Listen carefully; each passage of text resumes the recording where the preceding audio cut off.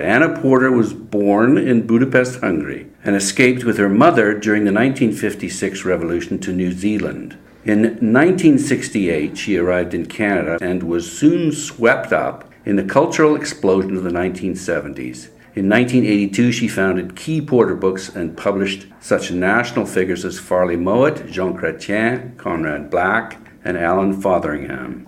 She went on to write both fiction and nonfiction works, including Kasztner's Train, which won the Writers' Trust Nonfiction Prize and the Jewish Book Award, and The Ghosts of Europe, which won the Shaughnessy Cohen Prize for political writing. She's published 4 mystery novels. Porter is an officer of the Order of Canada and a recipient of the Order of Ontario. She lives in Toronto with her husband, Julian Porter. We are at the Kingston Writers Festival.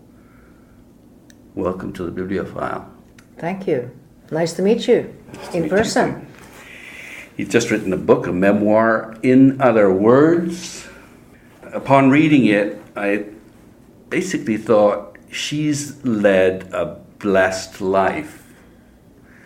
You came to Canada in 1968, landed a really interesting job, and married the most eligible lawyer in the country.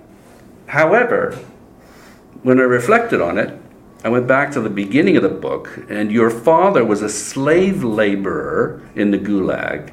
He returned. He was a complete stranger to you. He stank of cigars, and he wasn't happy to see you.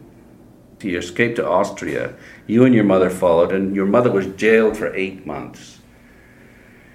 That doesn't sound too blessed. No, but I was a little kid, and I had a reasonably cheerful attitude to life, which stood me in good stead then and has since. I didn't mourn the absence of my father, since I didn't know him, and my memory of him is brief, as I related in the book. And the role of father in my life was assumed by my grandfather, who was an extraordinary, colorful, wonderful figure. Willy, yes, the storyteller of my book, of that title. Yes, and you, in fact, loved hearing his stories and listening to them. So what was it about his stories that made you love them? They had beginnings, middles, and ends. And they featured the usually quite unusual characters, including, of course, the great Transylvanian dragon, who I still believe inhabits a couple of those mountains that I visited later when I was grown up, and waited to meet the dragon. So these were stories that he didn't make them up. He was sort of telling traditional Hungarian stories to you? He made up a lot of the stories. He used historical facts for some of his stories, and he tried to make everything more interesting by introducing witches and as I mentioned, one dragon anyway, and lots of kind of heroic characters. My family, going back hundreds of years, was in the habit of, the men were in the habit of grabbing broadswords and issuing forth from wherever it was that they were into battle, quite frequently against Turks. So he was able to tell them in a special way, I'm sure, yes. But also to tie in your own ancestry, which is again kind of making you feel what, proud? Rooted. Which is interesting because you then went to New Zealand as a refugee. That's not being rooted. Well, 1956 in Hungary there was a revolution, which was put down by the Soviet army, and I was there as a kid and witnessed a great deal of it. Again, and that's not blessed. Not particularly blessed, no, but there is an upside. Our apartment got a direct hit by a Russian tank, which then forced my mother to leave. Yeah. And had we stayed in Hungary, I would never have been able to work as a book publisher until after 1989. I would not have had a really good education because children of the bourgeoisie, as they were deemed to have been the elite and privileged, were not going to get good education. So I would not have had a good education. Mm-hmm. And I think that I would probably have been a poet. I would have certainly been writing. So that's something. But I got a good education in New Zealand. Yeah, at the Catholic boarding school. And again, that's not blessed. Well, we got a lot of blessings. Yes, there's a great deal of kneeling and much genuflection. But you hated it, though. I loathed it with a passion. Yeah. I really wished, But you still did the reading. I did the reading. I learned English. The nuns were very good about that. I mean, I couldn't speak a word of English, so in order to communicate with me, I had to learn English, and it worked out very well for me. So why did you leave New Zealand? It's a beautiful country, and they read their stories there, They apparently. read this. I found it intensely boring. I'm sorry, I should not say these things about a country that was so kind to me and took me in as a refugee, but I really wanted to go somewhere where there was a livelier intellectual life. And London is pretty lively. It was lively. Mm-hmm. And you did get involved in the publishing business there. Yeah, I was hired. I worked Collier Macmillan, yeah. and Castle and Company. Castle and Company, where I pretended to know how to proofread, and bless them, they didn't notice that I couldn't. But I did have the privilege of meeting Robert Graves in an elevator. A wonderful memory for me. He would not of course remember, and our conversation was non-existent. He would have remembered an attractive young woman. I don't think so. Really, he was besotted with Laura riding. He was besotted. Actually, I think he had more than one. Yes. No. He's a poet, of course. Yes, wonderful poet, and I was a huge admirer, but lost for words when I finally had the opportunity to meet him. And then I was a sales rep for Collier Macmillan. Oh, okay, so you really did sort of learn the business to some extent. From the ground up. Okay. Your mother remarried a communist engineer to pull some strings to get Willy out of Hungary. Can you clarify that for me? Well, out of jail. Out of jail. He was in jail. He was in jail. Because he spoke against the government in a coffee house, I assume, because I used to go to coffee houses with him, and I heard him making anti-government jokes quite often. But he was accused and tried on trumped-up charges, and he was condemned to hard labor. And my mother and my grandmother, of course, were very, very keen to get him out of there. Yeah. This was sort of a pragmatic marriage, would you say? Absolutely pragmatic. Yeah, she was very good at that. Well, she married him, and he did get my grandfather out of jail, so it worked. I didn't really like him that much, my mother's second husband, but my mother had a number of relationships, mostly friendly, but not all just friendly with men, and he was not worse than some of them. She was an unmarried woman by then, and why not? Yeah, good for her. Yes. So you came to Canada in 1968 and landed a job thanks in part to the great Frank Neufeld, who I interviewed several years ago. Oh, did you? For his book, Words into Type? Just for his fantastic career. And I like that you mentioned that he won 170 international awards. That's incredible. More people should know about Frank Neufeld. Everyone seemed imbued with a sense of mission as part of a magnificent experiment with Jack McClelland as the exalted master magician and inspired apprentices. So, okay, what was his magic? He was an enthusiast, and he was able to convey that enthusiasm to his authors we were publishing, his staff, who worked for pennies, and to the greater public. So he managed to make the writers that were being published by McClelland and Stewart into national figures. No, I know that, but why did he turn you into an inspired apprentice? He was the most inspiring person I have ever worked for, and he taught me everything about how to publish.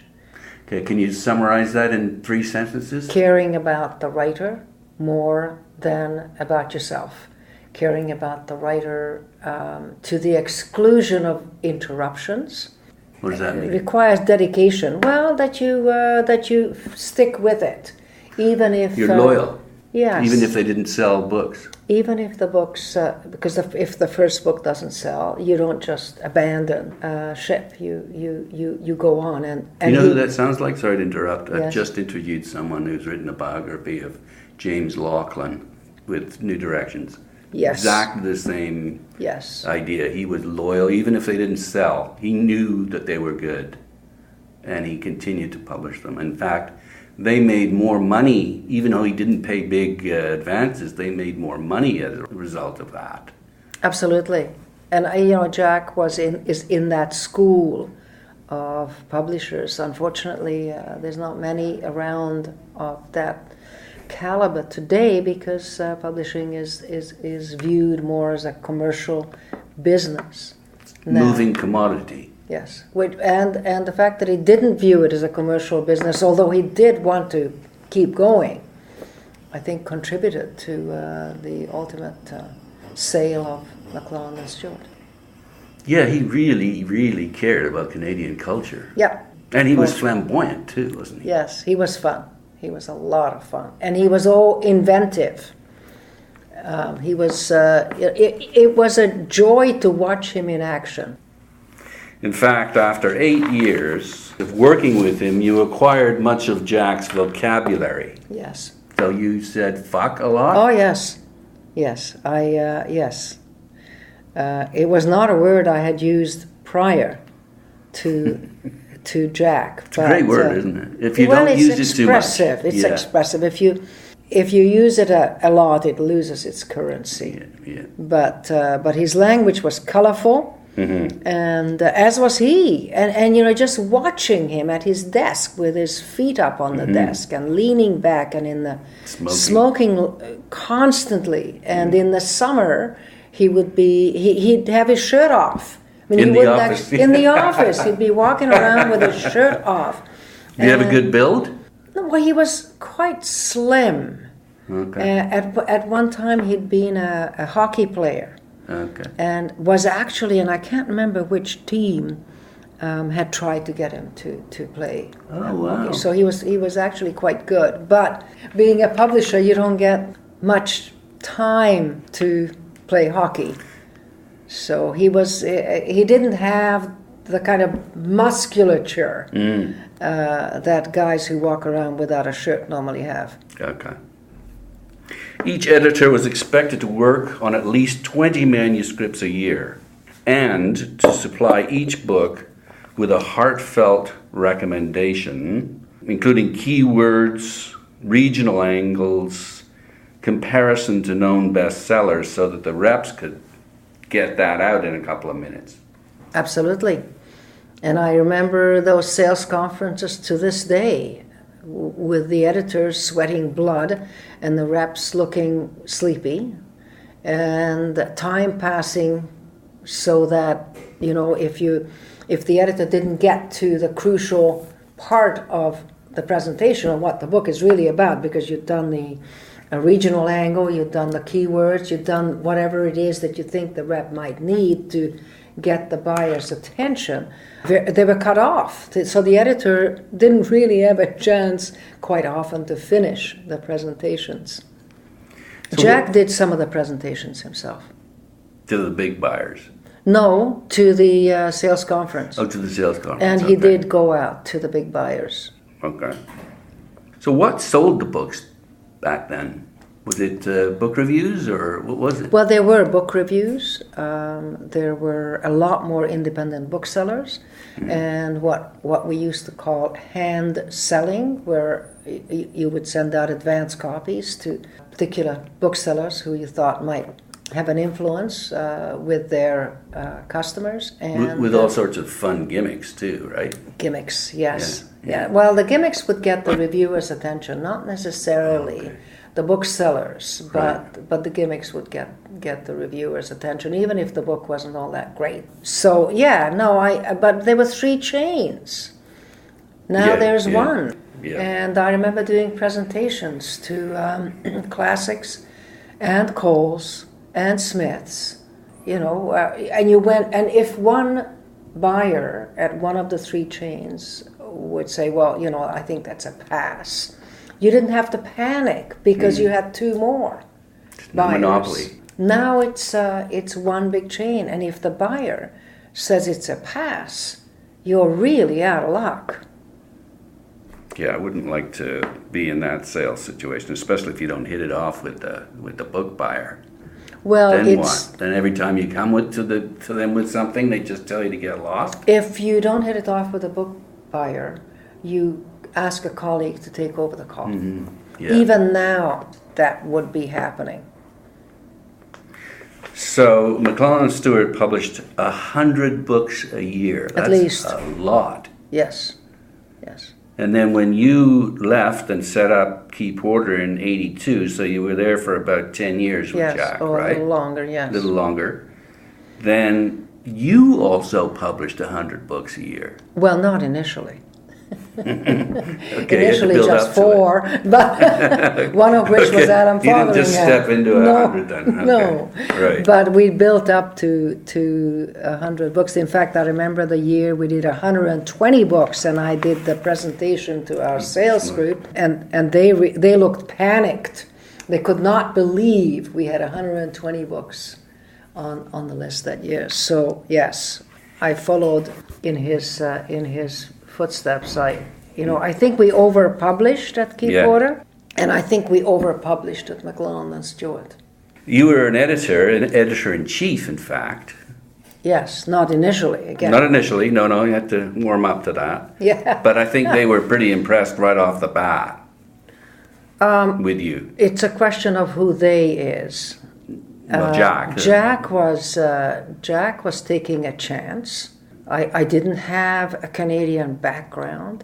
He thought I was gutsy and brash, and I had presented, at our initial interview, I had presented him with a quasi-resume that went on for more jobs than I actually had ever had, and it was perfectly obvious because so young. I was too young. I arrived at work wearing a short mini dress. Yeah, you look great on the cover, by the way.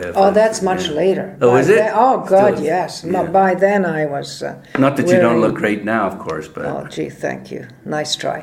No, by then I had acquired some serious clothes, but I arrived with wearing a mini dress and white go-go boots. Straight out of Carnaby Street. I thought I looked smashing. Well, I imagine that the boys did too. Well, some of the editors had their doubts about whether or not I would last a week, but interesting. But many of them have remained friends, and the editors I hired, I think my first hire was Jennifer Glossop, and Phyllis and I asked her if she would read Phyllis Bruce, yeah, and I asked her if she would read the McClelland and Stewart part of my new book because she was also there. Yeah, and Linda McKnight, of course, who went on to become an agent and so on. I mean, I've remained friendly with most of the people I had hired. Well, that in fact brings me to I'm going to get there actually, but this is a very gossipy book in a good way. You know pretty well every single member of the Canadian establishment. It seems. A lot of them. And they pretty well all get mentioned in this book. Not all. You don't crap on anyone, really. You get a little catty occasionally. Yes. But overall, I thought I was a little catty about Roloff Benny, and a little catty about Christopher Ondaatje too. I thought. Oh, just gosh. his appearance. But I hope it's not. Yes, his appearance. I hope not so much that he'll sue.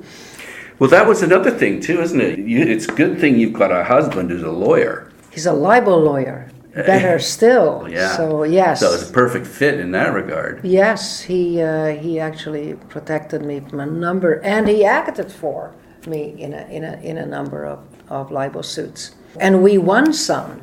That's pretty good. We settled some because Yes. Julian, being a realist, used to say, well, you can say this about Maury Schulman, but he will sue, and we will spend the next year defending what you said about him, and it's going to cost you this much. And do you really want to do that? Yeah. He's a good storyteller too, apparently. That's Julian. Is that why you married him? Because he's a good storyteller like your grandfather? He was also gorgeous. Okay, that I mean, helps for sure. He was stunning to look at. And when He you got still married, is. Jack gave you a big Goblet. goblet full of condoms. Yes. How'd that go down? Well, my mother-in-law, a lady of extraordinary good pedigree, thought that it was the most revolting thing she had ever seen anybody present to a bride. So yes. Were you laughing or were you? I was in laughing. shock? I thought it was hilarious. You were laughing. Okay, Yes. good. Yes. I want to get back to you as an editor, and then I want to move on to little snippets with all sorts of different people Sure. here, because that's what you do in the book. You give all sorts of little portraits of all sorts of interesting people. And again, the fact that you worked for McClelland and Stewart allowed you to meet so many fascinating people. You're so lucky. Yep, I agree with you. And I think fascinating writers at McClelland and Stewart really was the writers. And when I started Key Porter, and in between with Doubleday, I discovered that being a publisher actually gives you the right to call almost anybody. So that's a huge thing, because I was nobody. I got here, I certainly wasn't a member of any kind of elite. And nevertheless, people would take your call, and in fact, well, it sort of caters to their ego too. We would like to publish your memoir. That's kind of a nice phone call to get. It is, yes, yes. And but a lot of people try to get through to prime ministers and they can't do it, or leaders of political parties, and I could pick up the phone. Yeah, but you're appealing to their ego, as I said, partly anyway. Yes, I think that's probably true. As an editor, you look for moments of recognition when a new manuscript reveals itself to be a work of art or insight or sheer brilliance. So how do you get to that moment? Reading. There are no shortcuts. I figured that. You just. Is it something like, what is it that brought you to that moment? Is it just style, or is it combination? It's style, story, freshness of expression, and the reverse of that is true. I was able to get through a lot of what we call the slush pile. Yeah, and you had a really interesting group of people on that slush pile, didn't you? They all went on to most of them anyway, really interesting jobs. Yeah. Yes. Yes. Okay, this is where I get a little bit of I'm going to attack you a little bit. Shoot. So are you ready for this? Whatever. Okay. You say that Rudy Weeb's The Temptations of Big Bear, Rudy Weeb's. Yes. You couldn't put it down. You found it riveting. And here's what Nick Mount says, the U of T prof, who's written a terrific book called Arrival. I don't know if you've read it. And not only have I read it, he endorsed my book. It's on the back of, yes. Is it? On the back of the book, yes. Well, he certainly doesn't endorse Weeb's book. Listen to what he says. Look at that, okay? Okay, well, hopefully I'll stir something up between the two of you. Because here's what he said. He said, judging by the typos alone, Weeb's editors had the same problem with his fourth novel that legions of undergraduates have had, staying awake while reading it. Weeb's plodding style, obese, ungainly sentences that trudge across the pages like the story's vanishing buffalo. And you couldn't put it down. But you've got to... So what does that say? Well, it says that Nick Mount and I had different views. Yeah, I got that. It also says that we read that novel at different stages in our lives. To me, or for me, that story of Big Bear was new. I had not been aware of that history. Right. And you were keen to learn about Canada, I right? was desperate to learn. Yeah. And the story actually of Big Bear has stayed with me all of these years.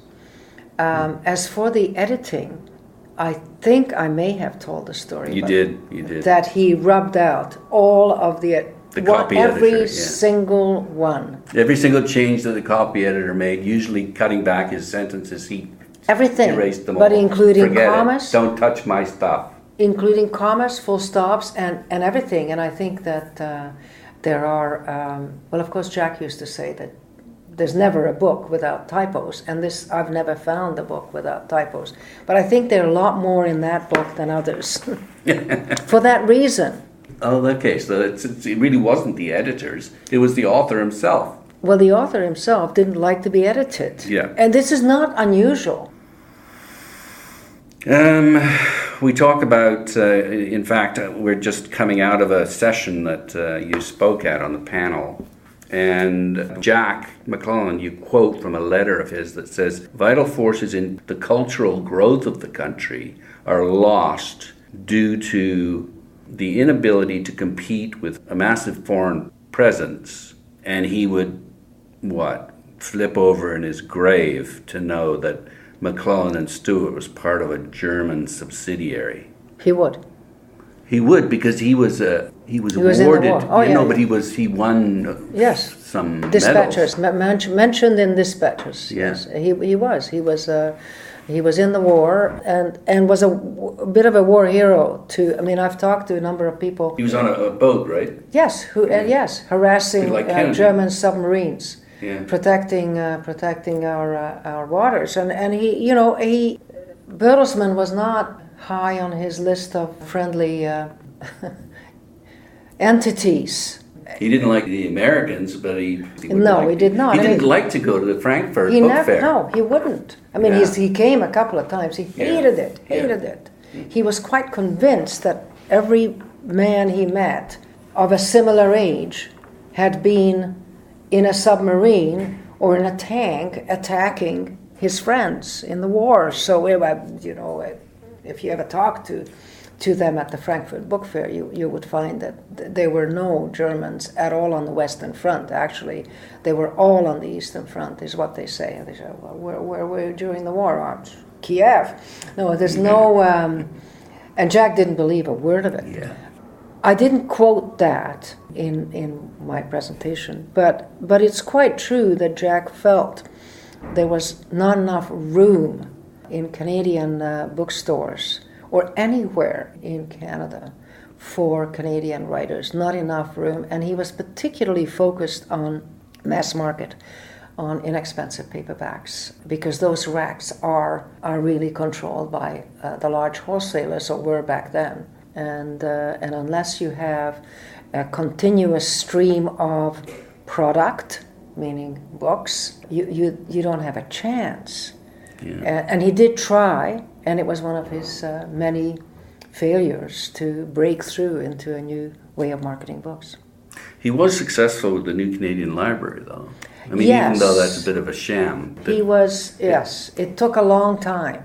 Many of the books actually failed to sell to start with, but he kept it up, and eventually they found a place in universities and in homes. And I think some of the books were very successful. Some of them a lot less so, but some of the books were awful. Like Frederick Philip Grove, if you ever want to read. I've read some of his criticism. I like Grove's criticism. I haven't read the novels. Oh well, don't bother. No, life is too short. Okay, let's just, speaking of short lives, let's just do a quick hit, can we? Sure. On those. So, Bob Fulford. Yes. What would you like me to tell you? First thing that comes to your head. Fabulous critic, wonderful raconteur, really effortless writer of opinions, and in my case, he did one of the books that we published at Keyporter, one of the first books. He did Canada, a celebration. Yes, and it sold all over the world. Oh, great. In many languages. I have copies of most of the editions. George Jonas. Poet, raconteur again, columnist, opinionated, wonderful companion. I worked with him on his Selected, which was the last book, and we put it together. He was dying, and I would read him one of his poems, and he would either nod or go, ugh. And the meant, forget it, don't put it in the Selected. He died shortly after. I used to visit him 2-3 times a week. By the time he was dying. Hungarian as well? He was born in Hungary. Yeah. I think Beethoven's Mask, which was his autobiography, is a wonderful book. I wish I had thought of mentioning it today when we were being asked about books. It's a fabulous book. If you have not read it, I'd like to recommend it to you. Okay. Al Purdy. Contrary to what John Metcalf would say about Al Purdy, I found him to be a wonderful poet. I still do. Not too folksy then, not too... Not... He was sure. Putting on a persona, right? Yes, and he could be very folksy. And some of his poetry is folk, but it's really wonderful poetry. The sound of Canadian the words, accent, right? Yeah. Yes, but the sound of the words in his poetry is just...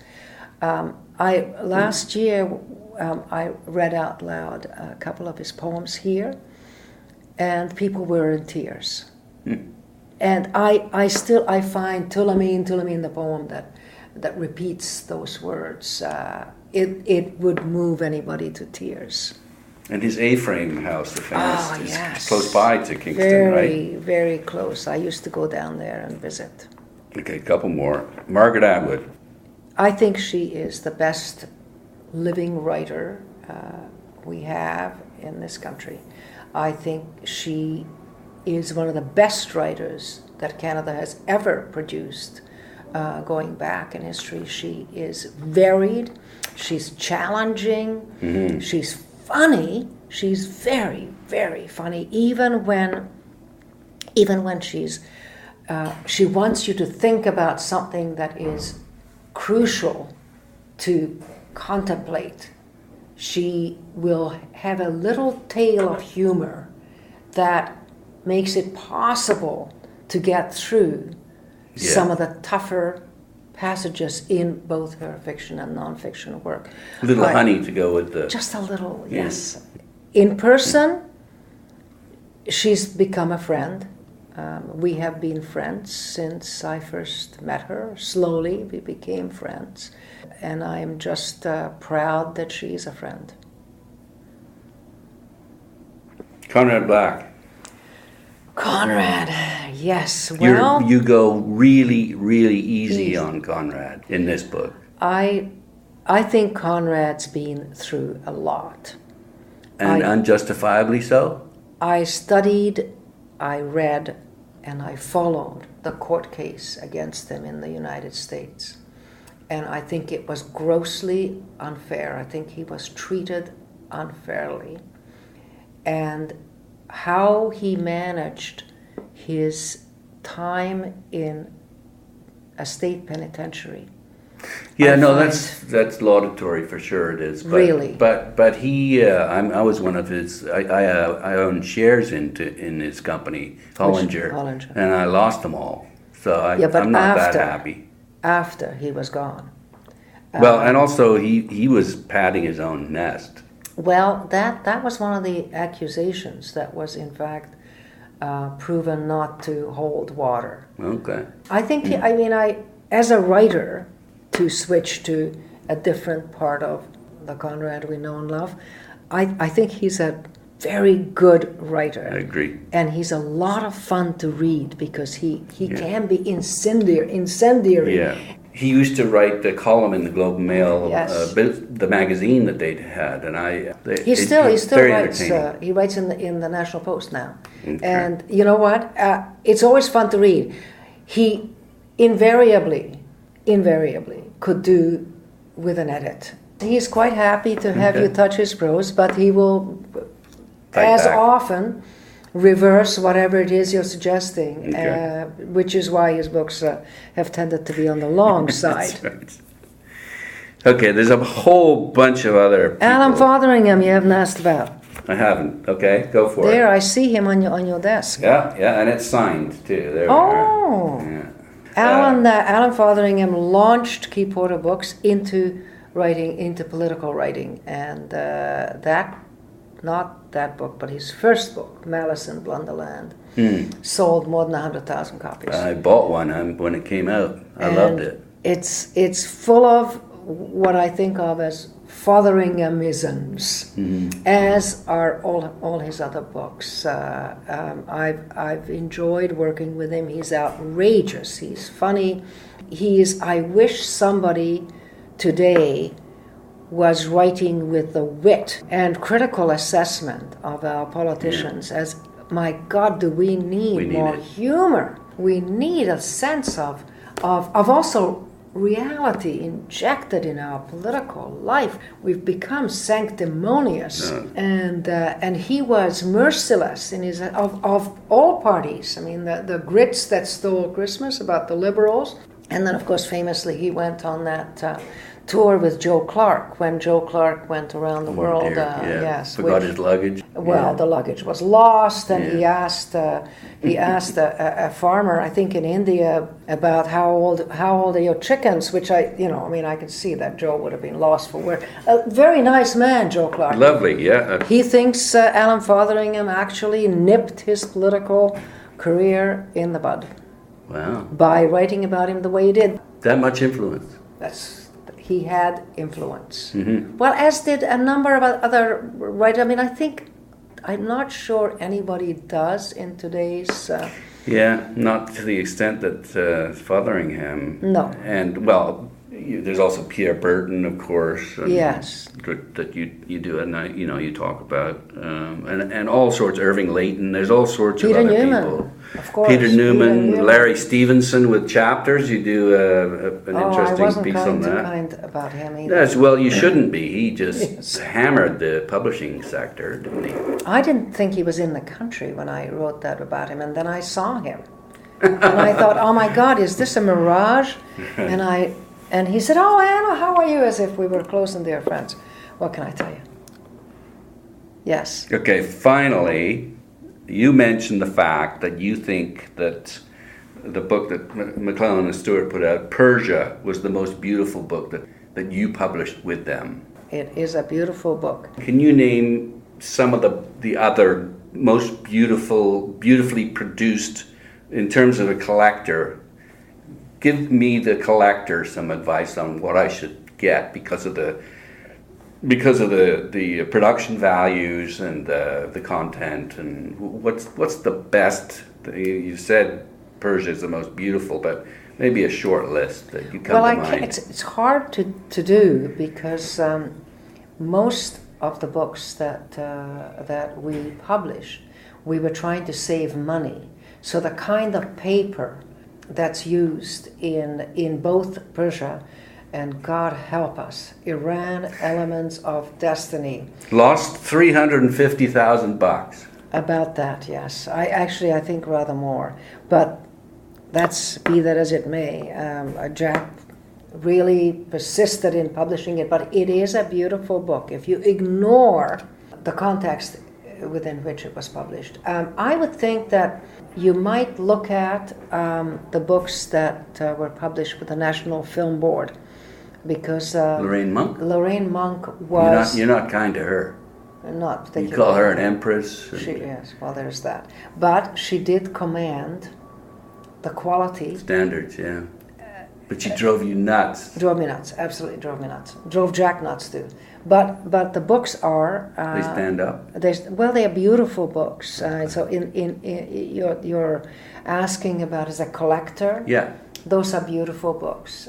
And some of Roloff's other books... Roloff Benny. Roloff Benny's other books are also beautiful books. I would look at a couple of books of Dudley Whitney. The Barn? Well, The Barn for sure. The Barn is almost impossible now. The original edition is impossible to get. I mean, you really have to search for it. I am the happy owner of 2 copies. Well done. But it's a collector's item now, I think. And you published a number with him with Key Porter? With Key Porter. Yeah. And, what were they? Well, there was Ranch, which was, I think, the first big illustrated book we did, and that book is very hard to find. Also, Summer Places, which was originally going to be called Cottages until we discovered when trying to sell it to an American publisher that Americans don't have cottages. They have cabins? Or? They have cabins, they have summer places. Okay. And so we changed the title. And Brendan Gill, who had been with the New Yorker did the text for that book. It is also a collector's item. Okay. I think books not published by me, but I think you might look at the Margaret Atwood, Charlie Pachter. Yes, Susanna Moody. They did the one Susanna together. Moody is a collector's item. Mm-hmm. And if you bought a copy back when, you would find that it's now worth substantially more than what you paid for it. Mm-hmm. Any final remarks about your life in Canadian publishing? It's been fun.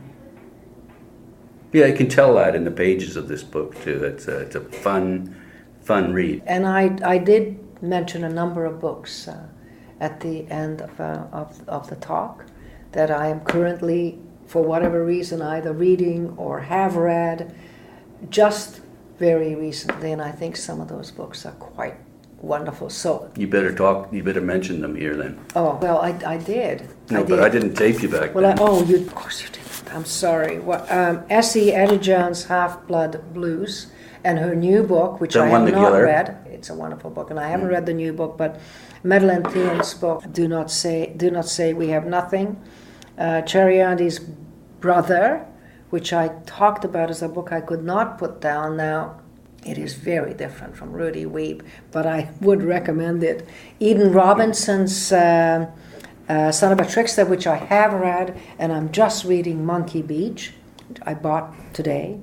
The Sisters Brothers, of course. Great. DeWitt. Interviewed him. Wonderful. Fun. Quirky. Yeah. Fun. Coen Miriam Brothers. Taves. Yes. Miriam Taves' All My Puny Sorrows, which is an older book, but I picked it up recently. What's it called? All My Puny Sorrows. Okay. Wonderful book. I read it recently, and I have her Women Talking book, which is her new book, and I would recommend absolutely everything by Thomas King. Everything. Very good.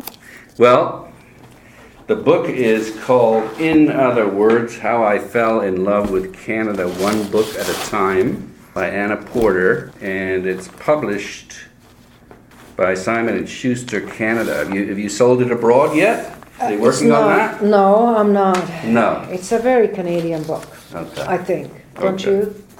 It is, definitely, but you know, you get around. You've been to the yes. Frankfurt Book Fair. Yes, and my other books have been published internationally. So. Very good. Well, thanks very much again. Thank you, and I'm going to look for your... Bibliophile. Yes.